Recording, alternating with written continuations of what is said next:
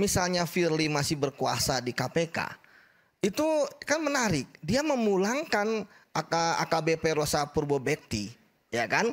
Sadis lah saya bilang kan waktu itu, orang dia masih ingin bekerja di KPK, kemudian berhasil kembali lagi. Namun yang menarik adalah di akhir-akhir ketika dia mau istilahnya tumbang gitu ya, dia kemudian mengangkat Rosa Purbobekti untuk mengejar, menjadi Kasatgas, mengejar Harun Masiku. Tapi kalau seandainya dikatakan bahwa harusnya ketika Serius bisa ditangkap, apalagi ini profilnya bukan profil yang luar biasa, bukan profil yang istimewa, apa iya KPK bisa dipesan? Saya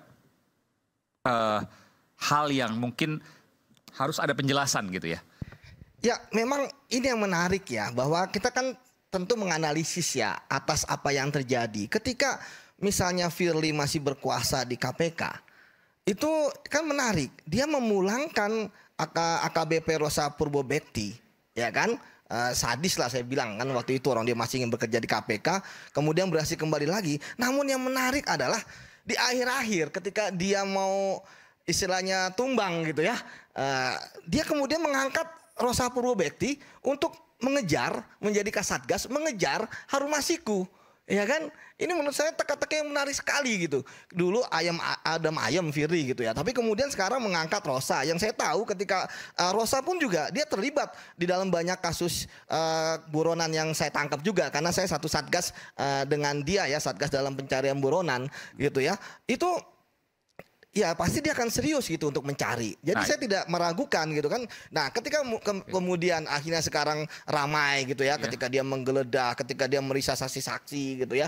Ya saya pikir itu adalah konsekuensi dari upaya dia ya untuk mencari Harun Masiku. Tapi ada yang nggak masuk akal nih. Anda mengatakan bahwa kalau seandainya Serius bisa ketangkep, kalau ya apalagi profilnya bukan istimewa, tapi Anda juga meyakini bahwa penyidiknya Rosa Purbobekti itu adalah punya integritas, artinya nggak mungkin main-main. Ini kan dua hal yang kontradiksi. Iya, kan tadi kan saya katakan bahwa ketika Firly ya mengangkat Rosa, ya kan, artinya bahwa dia sudah ingin ya Harun Masiku ketangkap. Makanya dia tahu penyidik ya yang selama ini punya pengalaman, kalau yang lain kan kena TWK semua kita kan, yang pengalaman nangkap buronan, itu ya tinggal Rosa.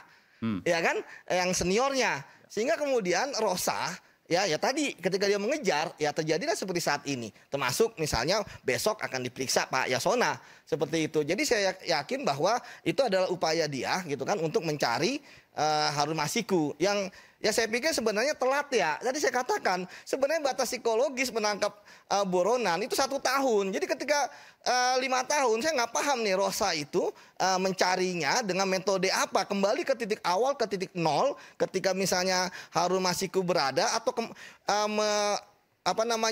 menginvestigasi mulai dari rumah dan sebagainya, keluarga dan sebagainya, atau dia mengandalkan informan.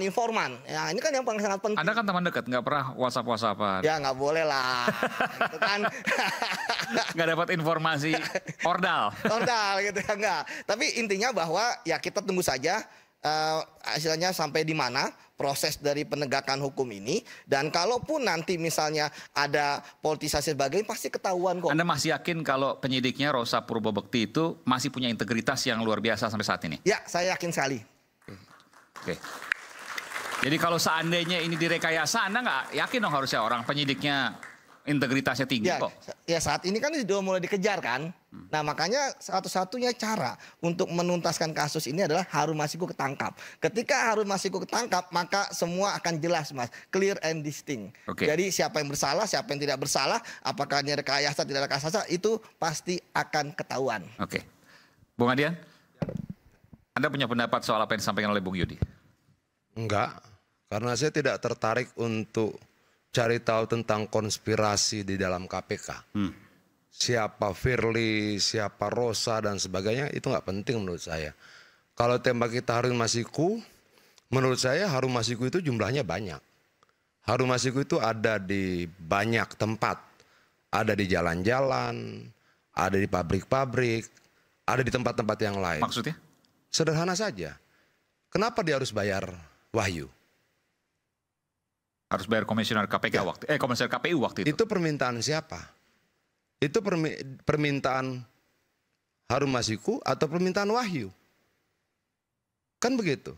Nah, sogok menyogok untuk mendapatkan apa yang diyakini hak oleh seseorang itu sudah terjadi di mana-mana. Maksudnya waktu itu sebenarnya Harun Masiku itu sudah mendapatkan kursi harusnya. Begini dong, Harun Masiku itu kalau tidak ada keputusan Mahkamah Agung yang dikuatkan fatwa Mahkamah Agung, maka dia tidak akan pernah mengeluarkan uang serupiah pun untuk kursi itu. Kenapa kemudian dia berani keluarkan itu? Karena ada keputusan Mahkamah Agung, fatwa Mahkamah Agung yang kemudian memberikan hak pada partai mencarikan pengganti PAW. Oke, diurus itu berkali-kali, tidak jebol.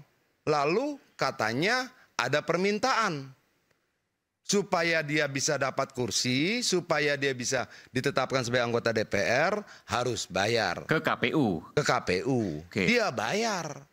Ini kan cerita yang terjadi di mana-mana. Padahal dari partai sudah memberikan rekomendasi dan itu sesuai putusan MA. Sesuai dengan keputusan dan fatwa MA, dapat rekomendasi dari partai, penggantinya adalah Harun Masiku. Harun Masiku urus ini ke KPU.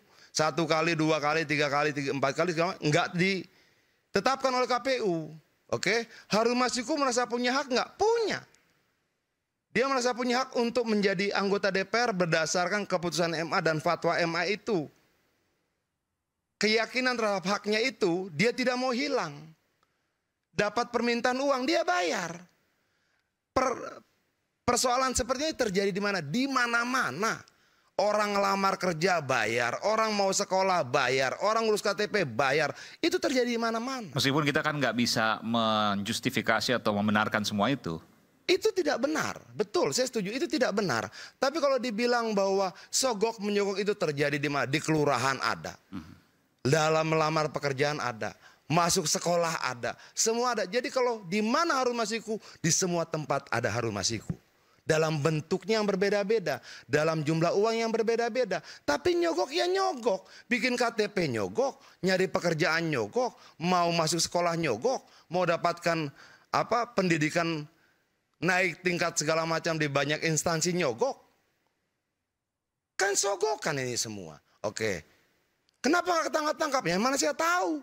Tanya KPK, tapi apakah Harun Masiku buronan terlama? Tidak. Ada Kirana Kotama dari tahun 2017 yang tidak tertangkap sampai sekarang. Kenapa tidak ada sayembara untuk Kirana Kotama? Uangnya lebih besar. Berapa uangnya? Ya, yang jelas lebih besar dari Harun Masiku. Buronannya lebih lama, 2017 toh. Lama sekali. Harun Masiku 2020. 3 tahun lebih lama daripada Harun Masiku. Kenapa nggak diributin? Kenapa? Itu. Apakah karena Harun Masiku itu dari PDI Perjuangan? Kalau begitu targetnya siapa? Harun Masikunya atau PDI Perjuangannya? Kenapa yang lebih lama 3 tahun menjadi buronan sampai hari ini tidak tertangkap? Ada dalam situsnya KPK, Kirana Kotama. Tidak pernah kita persoalkan. Tidak ada sayembara handphone, tidak ada sayembara 8 miliar, tidak ada sayembara lain. Kenapa? Apakah karena Kirana Kotama bukan anggota partai? Karena itu harus kita jelaskan. Kenapa? Rakyat berpikir kok. Rakyat mengikuti setiap tahap ini kok. Sekarang saya tanya pada teman-teman di sini. Kalau kalian jadi Harun Masiku, merasa yakin dialah punya hak konstitusional untuk menjadi anggota DPR. Karena apa? Fatwa MA. Dia ajukan, ditolak. Dia ajukan, ditolak. Lalu datang tawaran. Kalau mau diterima, bayar dong. Bayar nggak? Saya yakin sebagian besar di sini akan bilang, saya bayar. Kenapa itu terjadi di mana-mana? Itu loh. Harun Masiku dalam posisi ini pelaku atau korban? Dia yakin kok. Nah, dari kronologi ini, gimana kita menempatkan sebuah situasi korupsi itu bagaimana? Saya tanya sama Pak Aiman, kalau Anda jadi Harun Masiku, merasa punya hak secara konstitusional, kan dikuatkan oleh fatwa Mahkamah Agung, oke, untuk menjadi pengganti PAW. Lalu partai memberikan rekomendasi nama dia. Lalu Anda ajukan, ditolak KPU. Ajukan, ditolak KPU. Apa yang akan Anda lakukan? Gugat KPU. Gugat KPU, satu. Kedua apa? Ketika ada tawaran, sudahlah, selesaikan dengan uang. Pasti bayar. Itulah problem dari ibu-ibu rumah tangga. Itulah problem yang sama dari para pencari pekerjaan. Itulah problem yang sama bagi mereka yang mau meningkatkan karir di institusi negara. Dia harus bayar untuk dapatkan karirnya. Dia harus bayar untuk dapatkan sekolah. Dia harus bayar untuk dapatkan KTP. Dia harus bayar untuk dapatkan pekerjaan. Itu problem besar bangsa ini. Lalu yang salah siapa? Mereka yang membutuhkan pekerjaan, membayar orang, untuk menyogok orang untuk dapatkan pekerjaan. Mereka membutuhkan KTP yang salah. Dia tahu kalau dia tidak sogok, dia tidak dapat KTP. Kalau dia tidak dapat KTP, dia kehilangan hak-hak dasarnya sebagai warga negara. Yang salah siapa? Nah ini kan perdebatan yang harus kita bicarakan panjang lebar. Lalu nilai salah benar itu bagaimana? Itu loh. Lalu sekarang, betul yang dibilang Pak Ugro tadi. Kenapa tangkap-tangkap aja? Kalau sudah ketahuan sekarang panggil lagi, menjelang pilpres panggil lagi, menjelang ini panggil lagi, ganti pimpinan KPK panggil lagi. Apa problemnya saya nggak tahu. Kalau disampaikan oleh teman tadi, siapa Pak Yudi ya, itu urusan kalian di internal KPK. Bagaimana hubungan antara Rosa dan Firly saya nggak mau tahu. Yang penting kalau memang kalian sudah tahu tempatnya tangkap aja.